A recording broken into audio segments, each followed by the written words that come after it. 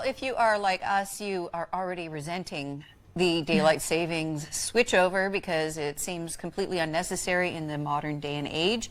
And yet we still have it, so we have to deal with it. And here to tell us how we're going to deal with it, especially if you've got young children who are struggling to get out of bed in the mornings, is Diane Dauphiné? Yes. Welcome to the show. You are a pediatric sleep consultant. Yes. You must be in very high demand. Yes. This week everyone's talking about, pushing the clocks back. Before we were parents, that usually meant that we got an extra hour of sleep. But if you have young children, that means that you might be seeing 5:30 a.m. on Sunday morning. Yes, exactly.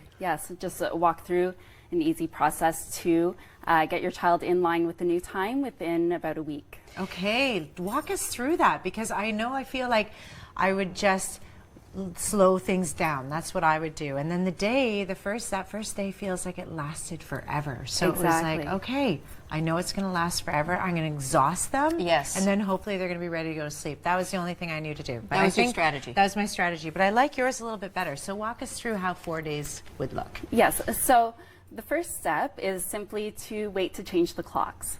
And the reason for that is most of us would go around on Saturday night, change the clock so that we would see the new time on Sunday morning.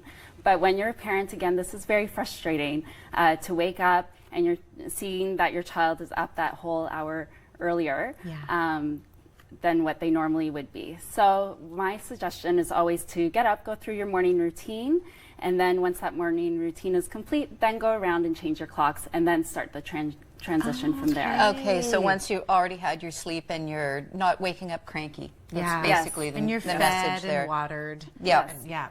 Okay, smart. So from there, the next step would just to be push your child about 30 minutes earlier. So rather than try to make them rather than push them 1 full hour past their normal sleep times, what you're going to do is just push them 30 minutes. So then they're not becoming overtired, right? When a child's overtired, they're going to sleep, they're having a hard time winding down for sleep, they're having disruptive sleep patterns through the night, which causes wake-ups probably, and then even an early wake-up the next morning, which we want to avoid. Yeah. Now, do you also really adjust their meal times? Because Yes, if you're a schedule follower like I am with my kids. Yes. Okay. The entire schedule. So move everything 30 minutes. So that's the first 3 days. Okay. And then the next step is going to be just to delay the next morning. When you hear your child wake up, wait 10 minutes. So you're not rushing in and getting them right away. What you're going to do is just wait before starting their day. So we want them to adjust to having their body stay in bed that little bit longer. Then by Tuesday, you're going to add another 10 minutes. Wednesday, and continue on with that pattern throughout the week, so that by the end of the week, they're getting up at their usual time that they normally would have been prior to daylight savings. Right. Okay. That is good. So I love this idea, and we are talking about it right now, but if we can give a sneak peek to when we spring up ahead, an hour, there's a lot of light that we're dealing with. So these little kids that are used to just going to bed when it's dark, because we spend so much time in the winter in the dark, when it starts to get lighter, is there some sort of transition you could do for that? Yes, absolutely. So either way, you want to always split the difference, working with that 30 minutes either way, depending on what time of year you're working with. And again, with the morning delay, if you have a child that's between the ages of 2 and 3, I brought along my clock with me. This is a girl clock. Okay. So you can see right now that it's a sun, and that allows your child to know that it's wake up time. So you can set it for naps, or you can set it for that morning wake up.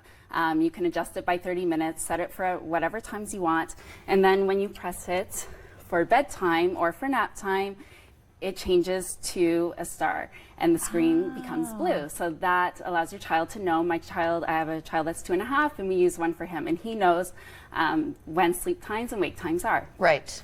Okay. Right. So also with the light and darkness, so this Sunday is a great opportunity to be getting outside, exposure to daylight. That's stimulating. That allows, we want our children to feel at their best. We're pushing them a little bit past when they're normally used to sleeping. So getting outdoors, again, natural daylight is going to help them along with that, help them feel better and have more energy. And getting outside as a family, because parents are adjusting as well. Yeah, and of that's a course, good point. that brings up a good point too about vitamin D.